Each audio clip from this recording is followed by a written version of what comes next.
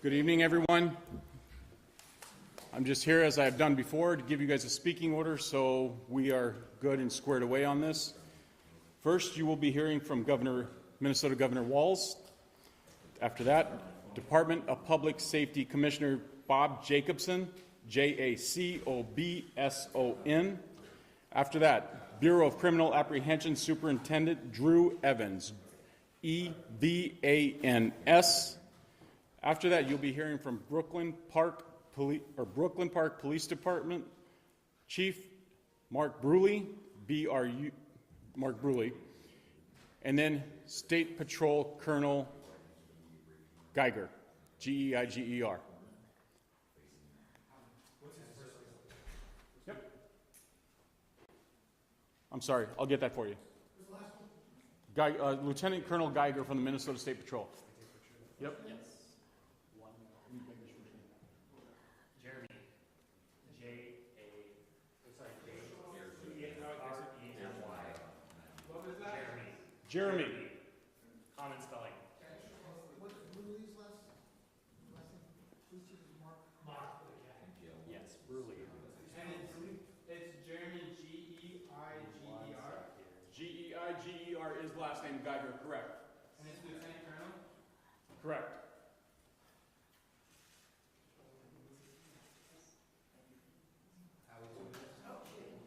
No, less.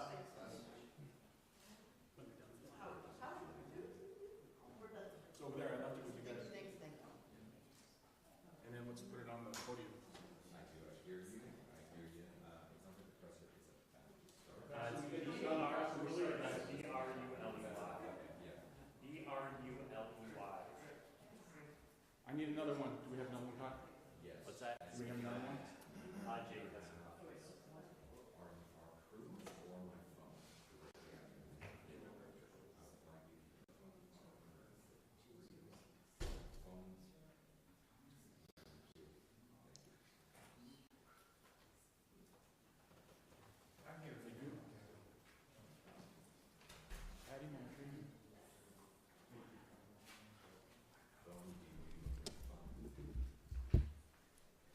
Following that speaking order, as always, you've heard me say this, we will take some questions.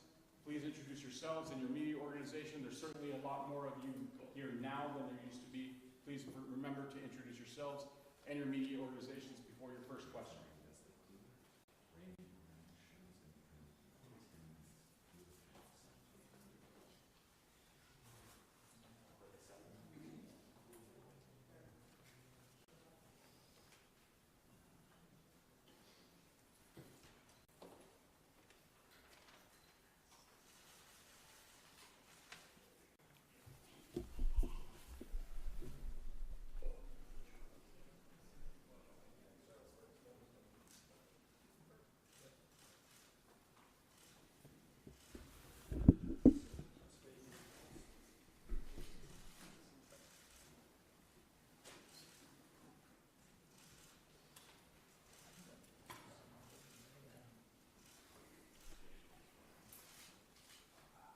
Good evening.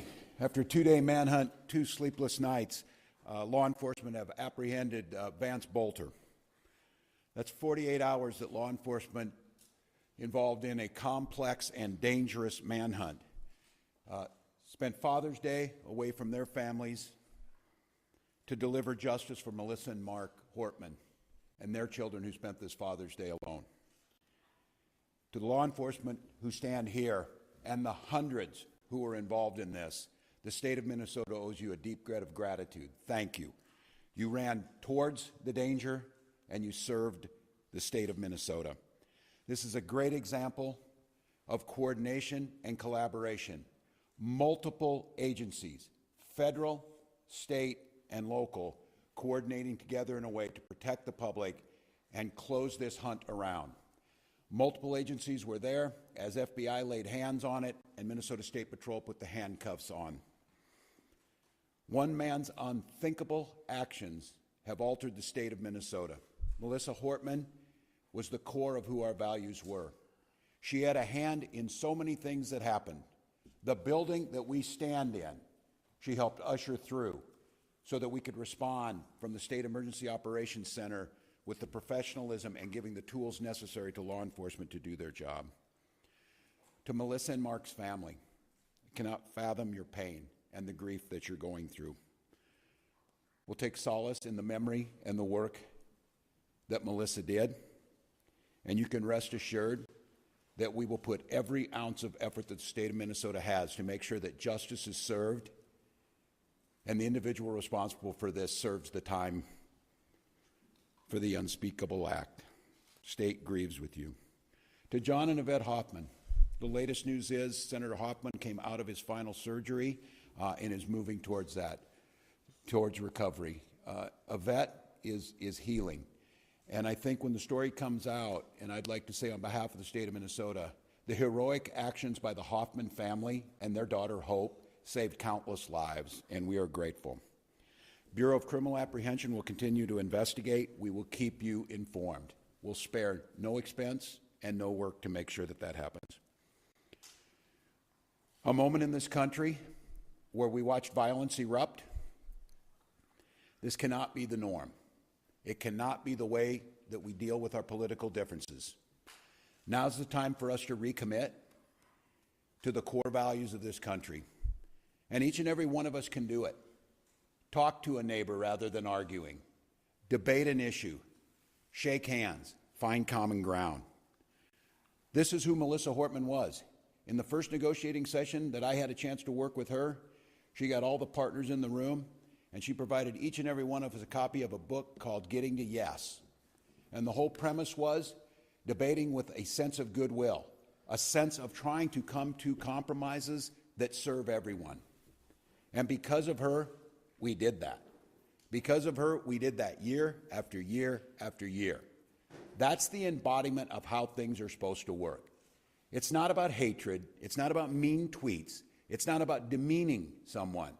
It's leading with grace and compassion and vision and compromise and decency. That was taken from us in Minnesota with the murder of Speaker Hortman. So for each and every one of us to truly honor, and we will continue to honor that spirit, but we will need to do it in just more than actions in a memorial. Conducting ourselves in the spirit that Melissa Hortman did her work is what the country needs to heal. I will once again say the deep debt of gratitude. These professionals standing behind us and countless others. This was, you'll hear from them, incredibly complex.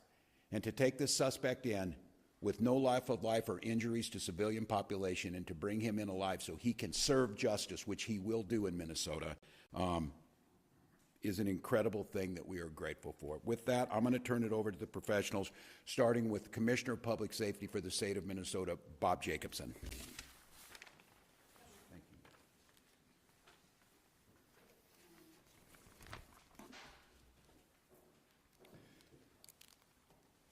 Good evening. It's good to see you all here tonight. Thank you for coming in. My name is Bob Jacobson. I'm the Commissioner of Public Safety. And again, it's my honor to serve in that position. First of all, I want to thank all of the law enforcement agencies that have been working tirelessly over the past 2 years since the shooting at Senator Hoffman's home. The coordination between state, local, and federal law enforcement partners is the reason we are here tonight and the suspect is in custody. Boelter exploited the trust our uniforms are meant to represent. That betrayal is deeply disturbing to those of us who wear the badge with honor and responsibility. We want to thank community members across the state for their support, for their tips, and their information. And I want to thank Governor Walz for his continued support through this very difficult time. With that, I will pass this off to Superintendent Drew Evans of the BCA. Thank you. Well, good evening, everyone. My name is Drew Evans. I'm Superintendent of the Minnesota Bureau of Criminal Apprehension. As was noted and was previously described, Vance Boelter was taken into custody in Sibley County. We were with you earlier today when we provided information about the manhunt and the myriad of law enforcement that have come together working in partnership so that this evil cannot be continued. The first step in a case like this is that we take him into custody, and then the work will continue and begin to make sure that we have all the evidence we need to ensure that he is held accountable for his crimes. Please bear with me, but I think it's important because it has been noted by the governor, just to give you some background on the teams that were down there, and I may even be missing some in terms of this because there were law enforcement partners, not just from the Twin Cities, but across the state of Minnesota that came together. From the Brooklyn Park Police Department, the Tri-City SWAT Team, Eagan Police Department, Burnsville Police Department, our South Metro SWAT Team, the FBI, ATF, United States Marshal Service, State Patrol, Washington County Sheriff's Office, Ramsey County Sheriff's Office, the Richfield Police Department, St. Paul Police Department, Bloomington Police Department, Sibley County. We had Riverview Medics, Green Isle Fire Department, and Lifelink in the area, in addition to Prior Lake, Crow River SWAT, and the Hennepin County Sheriff's Office. And again, I may have been missing, and I apologize to my partners for that we do that. I share all of that for you because that's the commitment when this sort of evil is in one of our communities, that law enforcement comes together to put all of their resources together to make sure that that person is taken into custody. That is so that people across the state of Minnesota and legislators that were targeted in these attacks and that may have been listed can breathe a sigh of relief as quickly as possible as we came together in an incredibly complex set of circumstances in that. He was arrested, as you saw earlier this evening, in the area of 35600 block of 200th Street, Green Isle. What happened in that is, as we noted, there was a manhunt going throughout the day in that area that we've discussed previously, and there was information provided that he was seen in the area. When that information was provided to the investigators that were conducting the ground search, they converged on the area with a number of SWAT teams with the assistance of the Air Wing from Minnesota State Patrol, and we'll provide a few more details about the end of getting into custody in a little bit, but he was taken into custody at that time. He is in custody, and a reminder for anybody that was not, when we've previously said that, taken into custody under a state criminal warrant.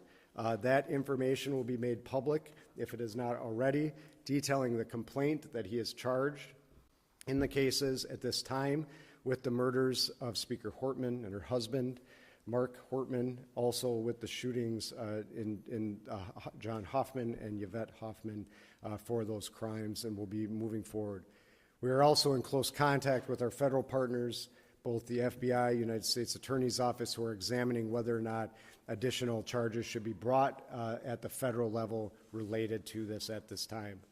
There's a lot of investigation that continues, and I'm going to turn it over to Chief Bruley to provide some comments on this and the work. I just want to tell, certainly for the communities of Champlin, City of Brooklyn Park, you both have incredibly professional police departments that work day in, day out and tirelessly in this situation to bring justice and work towards that, not only for the families and the loved ones and the community that are impacted, but for the entire state of Minnesota, and our teams are incredibly proud to work alongside them and all the law enforcement partners. And so with that, I will turn it over to Chief Bruley for some comments on this, and the work will continue in partnership with them and others moving forward. Chief. Good evening. I'm Police Chief Mark Bruley, Brooklyn Park Police Department. Just a few comments. One, I'm very proud to tell you that we took the suspect into custody who is responsible for this. That was within 43 hours of the incident. There's no question that this is the largest manhunt in the state's history. Just down at the scene where he was taken into custody, there was 20 different SWAT teams over an extremely large area hunting this individual down to take him into custody. I believe that the state of Minnesota and certainly the city of Brooklyn Park should be extremely proud of the police officers within the city of Brooklyn Park, but the partnerships that we had are unprecedented between the federal agents, the county, the locals, and others around. It is absolutely an incredible task what went on. Essentially, the Brooklyn Park Police Department was turned over into an operations center, and that's all that hundreds of detectives worked on tirelessly for 43 hours. So while this has come to some conclusion where we've made an arrest, there is a ton of work that needs to be done. So I encourage community members, as there's evidence, information, or other things, please continue to feed that information to the Brooklyn Park Police Department so that we can fully investigate this and present a complete case to both the federal jurisdiction and the Hennepin County Attorney's Office. With that, I'll turn it over to the State Patrol. Good evening, everyone. My name is Jeremy Geiger. I'm the Lieutenant Colonel with the Minnesota State Patrol, the Assistant Chief. The Minnesota State Patrol, along with countless other partners, were responsible for this arrest. The collaborative effort, I cannot stress enough how outstanding that was, helped ensure the suspect's arrest did not result in the injury of any law enforcement that was down there and in the area. We had special response teams on the scene near 200 streets in Sibley County. Several partner law enforcement SWAT teams positioned to form a perimeter at that point in time. The State Patrol also provided the air support that was talked about earlier today. The suspect crawled to law enforcement teams and was placed under arrest at that point in time. There was no use of force by any member of law enforcement that was out there, and the suspect was taken into custody without any use of force. Thank you. With that, we will open it up for a few questions. Reminder, please introduce yourself, your media organization. If you have a question for one of the specific individuals, please feel free to point that out as well. I'm Vance Boelter Latest. Can I ask anyone up here who can speak to it, did the suspect make any key mistakes that you feel like led to his medical capture? You know, the question is were there any key mistakes? We certainly, at this point, there's a lot of information we can't share right now in this. What I will tell you is there is some incredibly dedicated law enforcement personnel, criminal intelligence analysts that were out working day in, day out, working together. And what I will tell you is that the public certainly is always of assistance to us in law enforcement, and incredibly diligent people in the area that provided us the assistance that we needed to get our teams that were already down there that last piece over. But they were certainly in the area and working diligently together on that.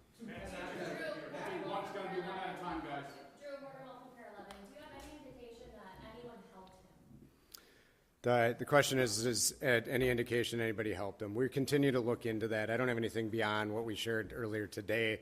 This investigation, as Chief Bruley noted, will be continuing to expand at this point in time to make sure that we continue to look at all angles of this. And everybody did help him. We will certainly hold them accountable for doing that in this process. Drew, Adrian Broadus from NBC News. Can you tell us how the Hoffmans helped save lives, and what did the suspect say when he was taken into custody? The question was how the Hoffmans helped save lives, and what did he say? I don't have the specific. And then what did he say when he was taken into custody? I don't have the specifics on what he said when he was taken into custody. You know, we're incredibly grateful that the Hoffmans are still here with us at this point in time, and that they will be hopefully on a continued path to recovery, and that they will provide us the information. We've been able to talk to them today, and they will be providing key information to us as part of this investigation moving forward.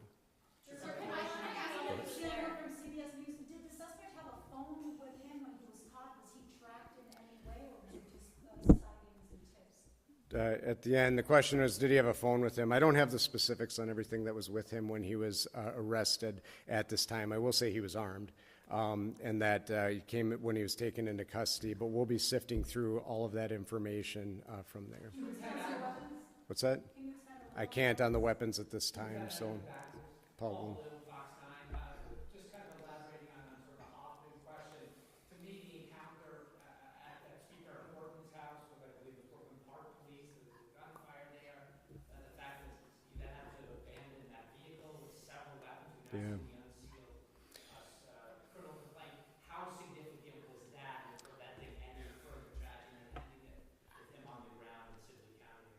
Yeah, the question is, again, expanding on the Hoffmans and providing addition. What I'll tell you, Chief Bruley mentioned this yesterday, and his police officers going to check proactively on Speaker Hortman's home at that time.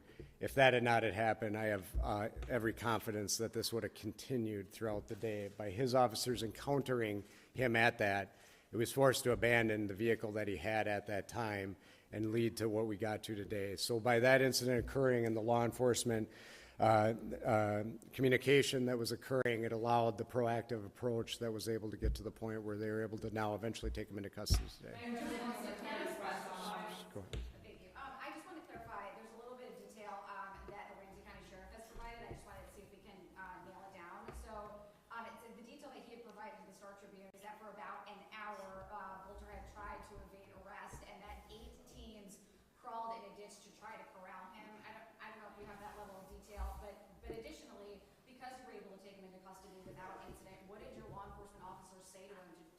to more about and how it's done physically? So the question is about the teams and then what was done to get him into custody. So we don't get into operational details for the safety of our law enforcement going forward in terms of what it is. But what I can say is the incredible teamwork that was done and the large number of law enforcement certainly put us in a position where they were able to maneuver into this area to safely put him in a place where, I don't know what was going through his head and I wouldn't speculate, but they have incredibly professional teams that are trained on this and how to take somebody into custody, and they provided the commands and he gave up peacefully. Superintendent Jonah Kaplan from WCCO and CBS News. First, if you could just speak personally for you and all your colleagues. I imagine this is a relief for a lot of you. Can you talk about what it means to you personally to have this done? Only a few hours ago, you weren't sure if he was in the state, let alone in the country. The question is the relief for all of us. I mean, the relief for us in law enforcement is we feel an incredible amount of pressure to bring a person into custody, bring safety to the community. These professionals behind me and their teams, this is what they do. This is what they get paid to do, and they're honored to do the work on behalf of Minnesotans every single day. So the relief is that we can bring that sense of relief to communities across Minnesota, legislators that were on that list, and that's what we want to do. Matt Sepik with the Injuring. At what point did you get the call and from whom generally that he was in that area in the arena? The question was on the call, and when did we get it? It was happening over the time. I don't have the specific timeline, but we were alerted as soon as there was a spotting of the person in the area for all of the command staff here, and as our teams continue to work and as they worked in and honed in. Can you speak a little more about the technology that was used? You said today earlier that you received about 400 tips. Yeah. We know there was surveillance footage that was used for pictures. You just mentioned, or someone talked about the air team. Was it a fixed wing? Was it a helicopter that was following him? What role did technology? Yeah, the question is what role, and I can't get into all the technology, obviously. Just some of it is that we don't share the information to make sure that we protect it, so it's utilized going forward. However, I will say that both UAVs throughout the day are incredibly important to our teams, unmanned aerial vehicles that we use, that there were numerous ones out there providing that, and then our helicopter in this situation provides an incredibly important bird's eye view that also allows us special views to be able to see individuals such as infrared and others that we utilize on a regular basis. So technology in cases like this are incredible tools to be able to supplement the great hard work of all the people that were on the ground every day. Let's go here first. So right now he is being interviewed at a law enforcement facility. More information on where he will actually be ultimately will be released at a later time. What law enforcement agency or facility? I can't share where he is currently, but that information will be available soon. More specific about the setting in which he was. I know there are things you can't give away, but we've seen things like trails and fields. You're talking about him crawling. What can you tell us about where he was hiding during this time? Yeah, so where was he hiding? This is in a rural area. These are fields and different wooded settings around, and that's where he was ultimately captured. Sibley County is, a rural county in the state of Minnesota, and so it's what a lot of that streams, fields, woods, crops, and so where he was ultimately taken into custody was in a field. Did the infrared technology help find him, identify him from the air? I don't. The commissioner had mentioned some of that earlier. I wonder if that's something that helped. Yes, absolutely. It assisted previously, and they were out there. The helicopter was out there before the sun went down. But after that happened, yes, that technology did come into play. How long did you know that he was there? I'll turn that back over to the superintendent here too, but I don't think that that information is available right now.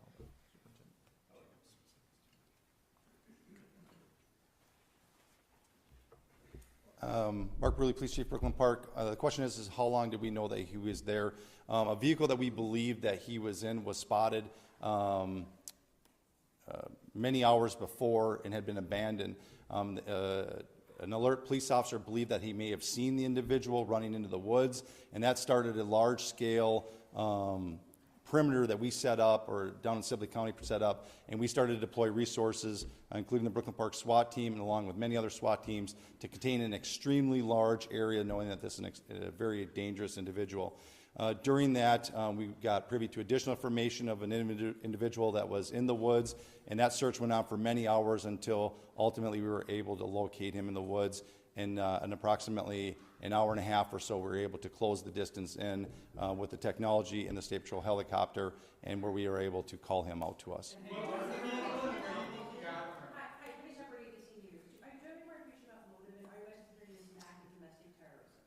Yeah, it's absolutely way too soon to say that right now. That's where the investigation, we have been just solely focused on the manhunt. And the goal is to give some calm to the situation of many individuals that were on the list that were worried about their safety. And this is a very dangerous individual for our community, and that's why so many resources and such a great collaboration came together to focus on removing him from society so that we can restore some sort of calm and bring some healing to our community and to our state. Now begins the hard work of looking at what the motive is, looking at putting this case together, and so that's yet to come. And Mark, who's the people that were on the list? What other? I know there are politicians from Wisconsin on the list. What other states were people found on the list? It was multiple states. I don't have the exhaustive list, but it was multiple states that were on there. Do you have some states that were on the list? We can.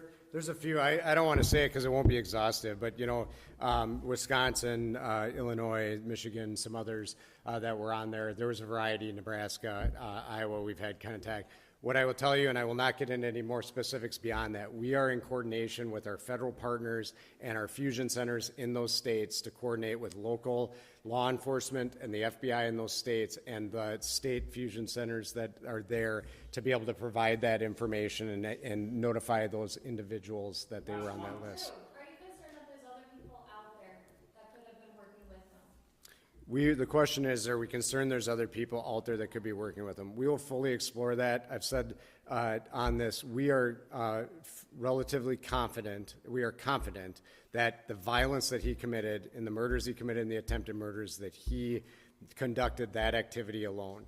We will be exploring if there are any broader network. We have not uncovered any of that at this time, but that will be part of our investigation, and we will fully explore that. So thank you. Thanks. Thank you. We can go. Thank you. Thank you. Thank you, everyone.